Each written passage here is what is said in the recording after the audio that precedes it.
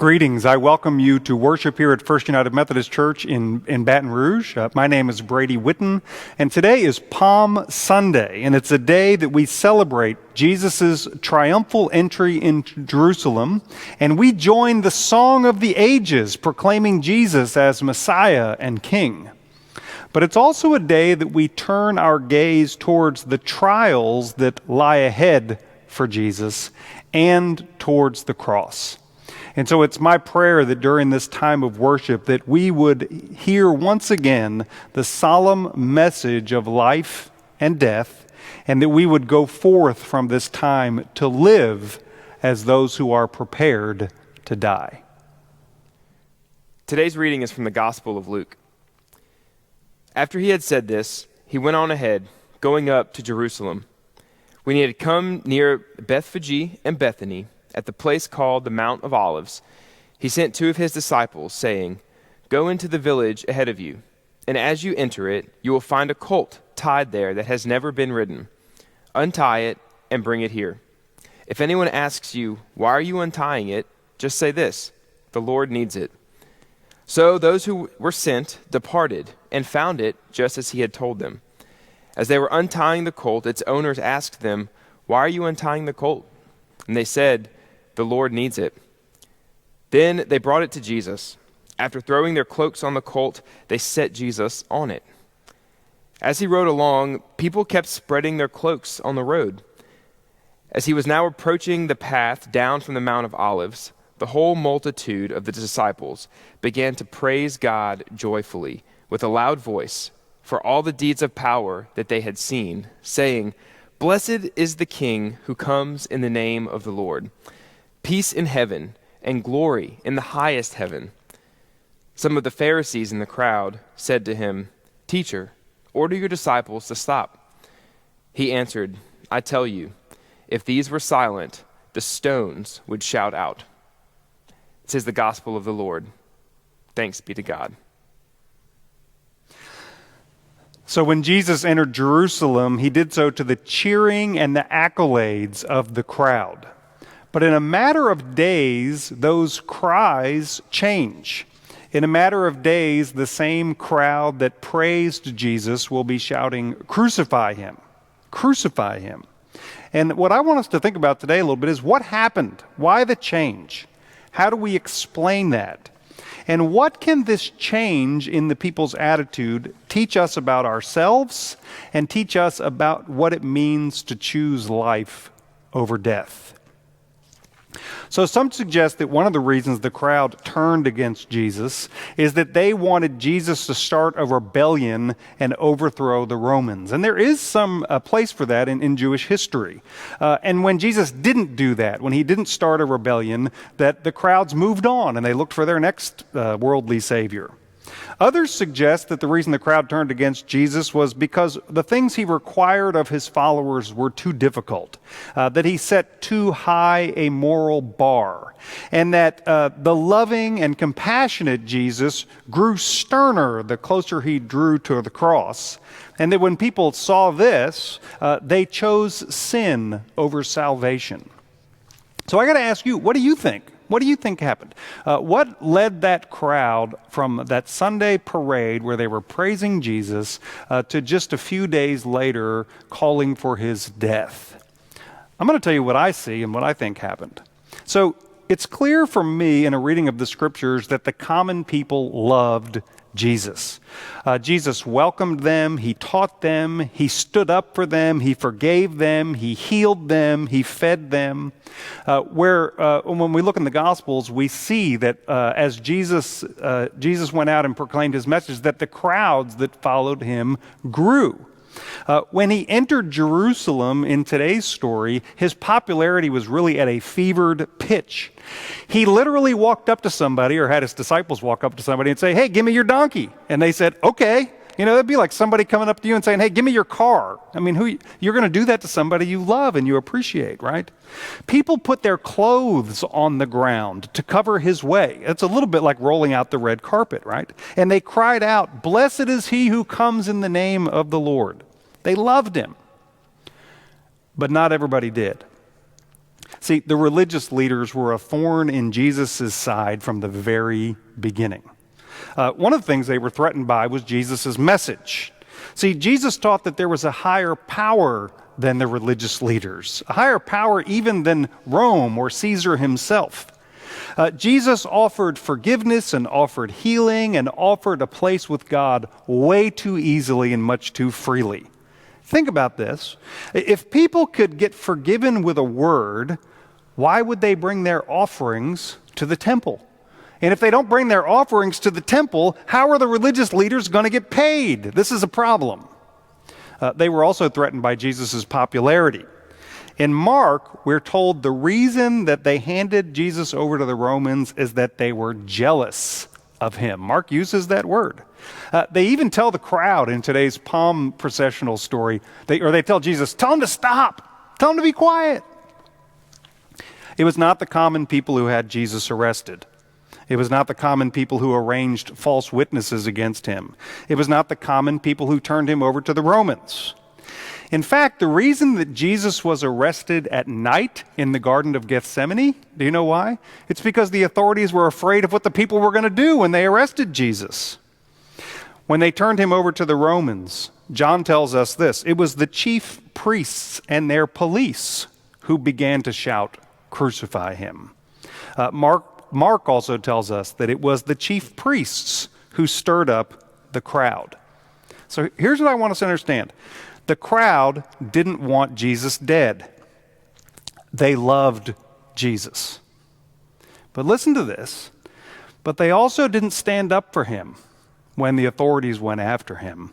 And eventually they did join in the cries of "Crucify him, crucify him." Why? That's what I want to know. Why? So have you ever been in a situation where standing up for the right thing, or maybe not joining in the wrong thing, would have made trouble for you? Ever find yourself in a place like that? Maybe at work, with your friends or family, maybe in the community, maybe even in your church. I shared a few weeks ago that I was joined in with a group of boys in my neighborhood in teasing a developmentally challenged guy who was my friend. I knew at the time what I was doing was wrong. Why did I do it? One time I moved to a new church, and I was invited out to lunch by a group of, we'll call them more mature men in the church. These were leaders in our church, leaders in our community. And while we shared lunch, they casually dropped the N-word, a racial epithet, multiple times with me there. These were influential people. I didn't want to make trouble with them. I was silent.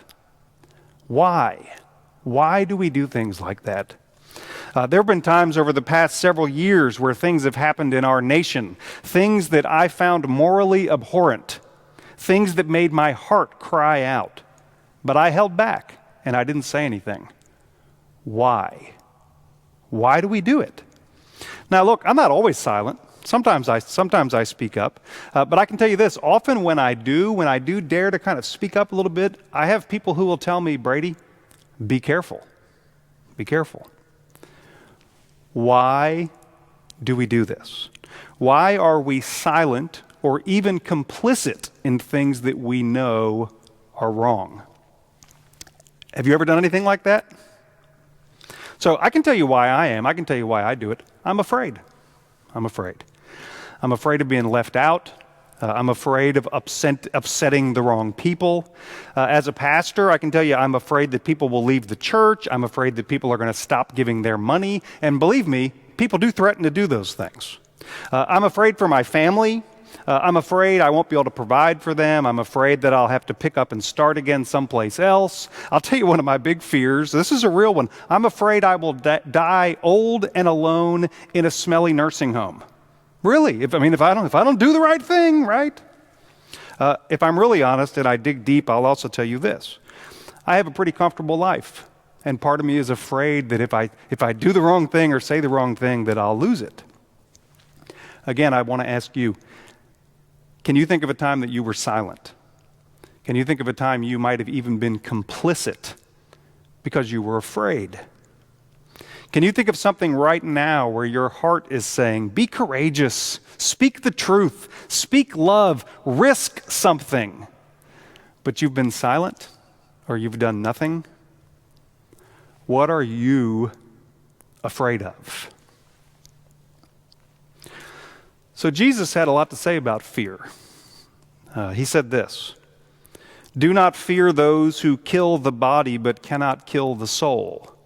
Rather, fear him who can destroy both soul and body in hell." What Jesus is offering here, by the way, is a really good bit of Jewish wisdom. When you're afraid of God, when you've put your fear in the right place, you don't have to be afraid of anything else.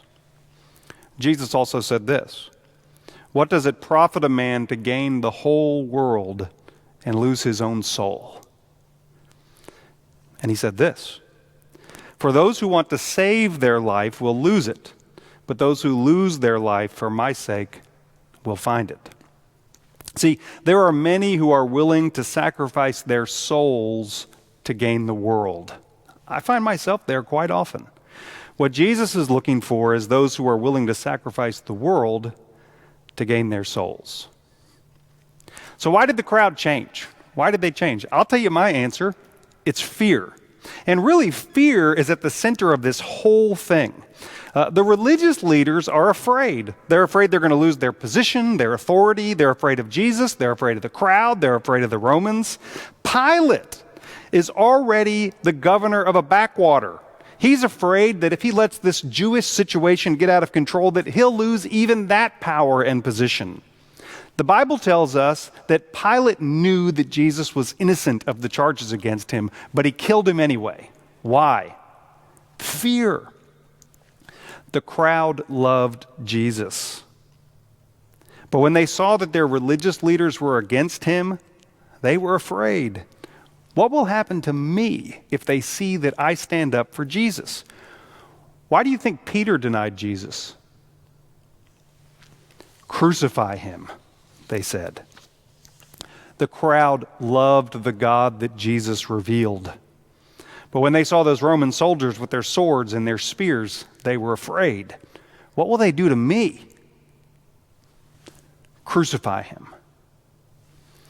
We love Jesus. I love Jesus, I do. But when standing up for people who are being trampled, when standing up for equality, justice, inclusion, compassion, truth threatens our comfort and our security, what do we do? What do we do? What do we choose? And listen, I'm not talking about being an I'm right about everything bully. I'm not talking about becoming the moral police and pointing out everybody else's mistakes. I'm talking about standing up for the big stuff. Jesus said we're supposed to stand up for justice, for mercy. I'm talking about not twiddling our thumbs or protecting ourselves while others are being trampled by greed, by hatred, by injustice. Do we take up our crosses and follow Jesus, or do we join the crowd and shout, "Crucify, crucify"? So what does Palm Sunday teach us about life and death? If I have preserved my place, my position, my comfort, and my security, but I have sacrificed my soul, what have I preserved? See, not a lot of people are evil. I really believe that. Not a lot of people are evil. But there are a lot of scared people. And in the end, there's really not much difference. If I have preserved the things of this world, but I have betrayed my own heart and my own soul, am I really living?